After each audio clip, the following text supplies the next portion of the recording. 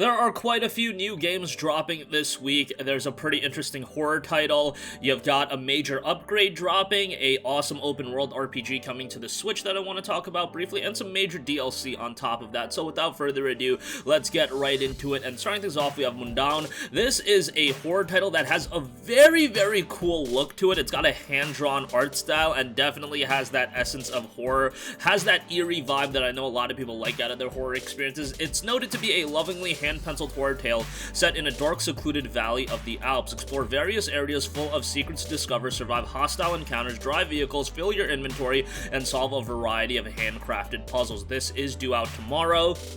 And for horror buffs, definitely something to keep on your radar. I think it's one that's, being lost in the shuffle a little bit, but if people knew about it, they'd be a little bit more excited. It is getting some buzz on the PlayStation blog right now, so that's cool to see as well.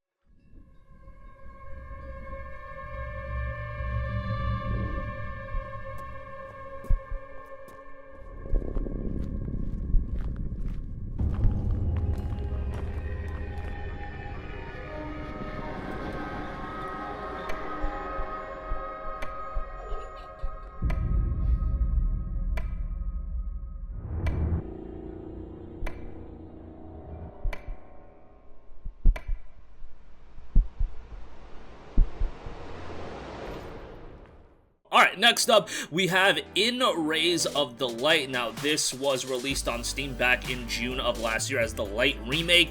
Another horror title, this one not as crazy unique of an art style, but visually it looks really, really cool. The game notes, there is only you, the abandoned remains of a former life, and the flourishing nature that feels great in the absence of man. The world is both gloomy and empty, but so incredibly beautiful. The game was received really well on PC, 88% positive reception, 689 user reviews, so that's pretty solid.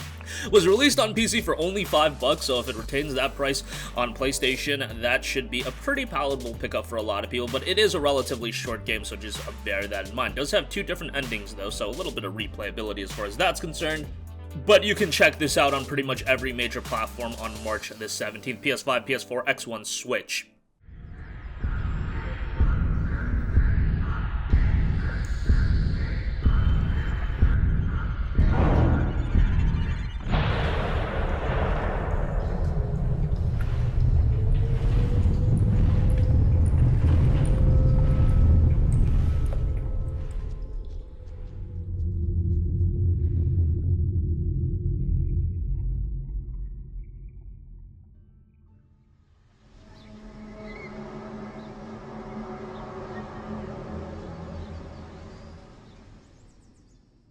Next up, a pretty major upgrade in Marvel's The Avengers. Now, maybe saying major is a little bit of a stretch given that Marvel's Avengers is a game that a lot of people were super disappointed by. I don't know why, but going into the release of Marvel's Avengers, I had the idea in the back of my head that this game had so much potential to be a disappointment, partially because the gameplay leading up to its release didn't blow me away. Then there was the controversy with Spider-Man being exclusive to PlayStation, and then I just have this, pessimism when it comes to Square Enix releasing Western games. Sometimes their Western games are not very good and leave people very disappointed.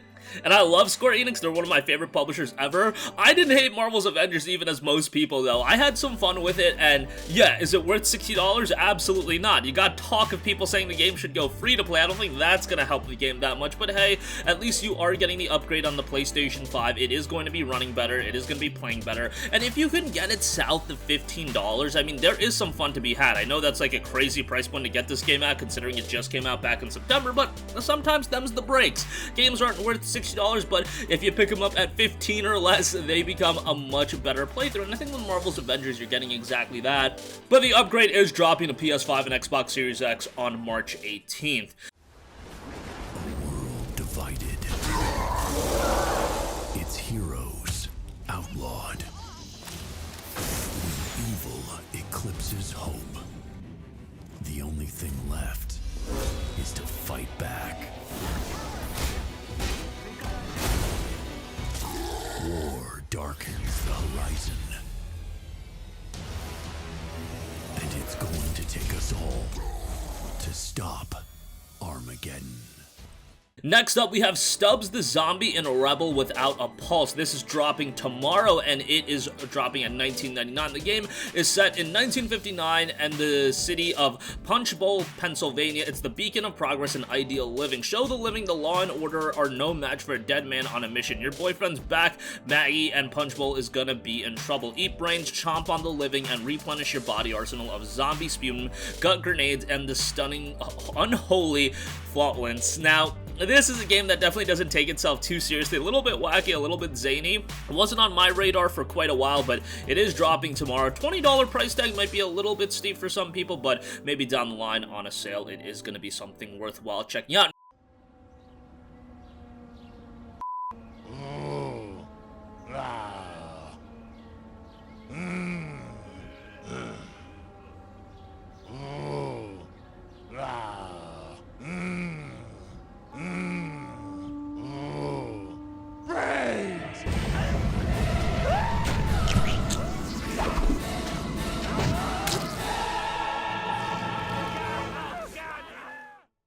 Next up, we have The Outer Worlds, and it is getting a new murder mystery expansion, and it was noted on the PlayStation blog that this is definitely a murder mystery type of story, but it's also presented some singular challenges. For example, in The Outer Worlds, your freedom of choice means that the developers had to account for many details while you're playing. What skills have you improved? What perks and flaws do you have? Which companions are accompanying you? What clues do you find, and what suspects do you interrogate, and in what order? Play any way you unlike, and we will unfold the mystery to you. The core of this murder is to solve a crime, and the murder is just the beginning of what you'll find. You'll have to interrogate witnesses, learn about potential alibis, and argue who you believe is responsible. So kind of a cool little twist on Outer Worlds. Obviously, mention it whenever you're talking about the game, but if you're on PlayStation 4 or PlayStation 5, enjoy Outer Worlds, as Obsidian has been acquired by Microsoft. So the fact of the matter is, future Obsidian titles may not be playable to you, and Obsidian is working on some cool stuff. So a little bit of a bummer, but at least Outer Worlds was a solid way to go out. It was death. I made sure the Brain Eaters paid the price.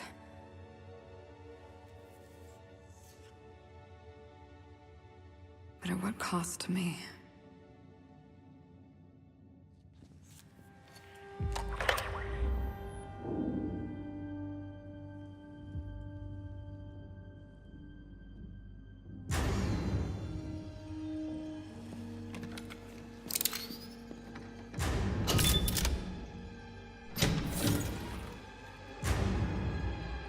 It's you.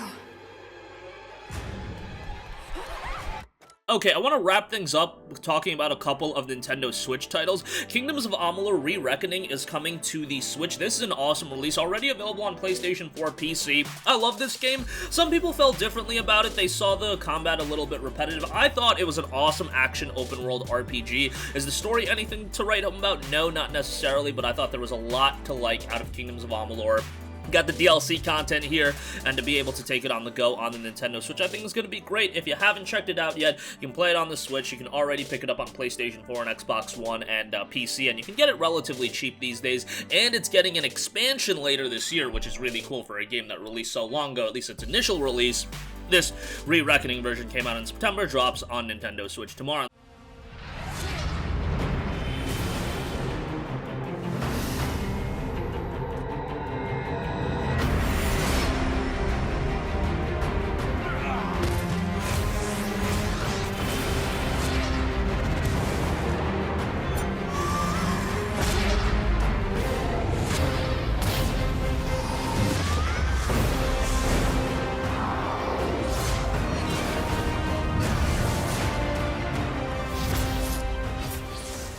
Lastly, do want to note for you JRPG buffs out there, Saviors of Sapphire Wings and Stranger of the Sword City Revisited will be dropping on the Switch tomorrow as well. Also will be coming to PC. You know, these aren't like gigantic budget JRPGs, but they did miss out on Western releases, at least Saviors of the Sapphire Wings. Stranger of the Sword City did see Western release, but it'll be nice to have both of them in one collection, and if you're a JRPG buff, another one to check out, and this one will be dropping tomorrow, coming at you from NIS America.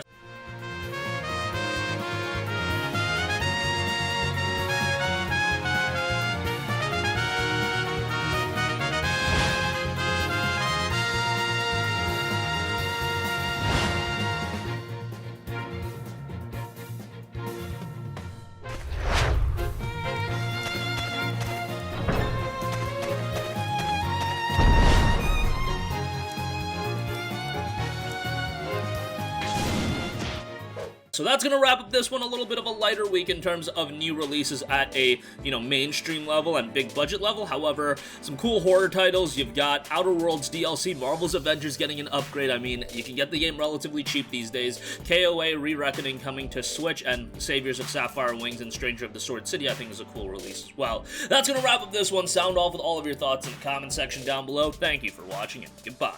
Hey guys, we hope you enjoyed the video, and if you did, make sure to hit the subscribe button, and if you're already subscribed, do us a favor and hit the bell icon. This way you'll be notified whenever we post a new video. That's the best way to keep up with all of our uploads, and we usually try to upload 2 videos a day. And with the bell icon hit, you'll be notified whenever we do upload a video. As always, thanks for watching.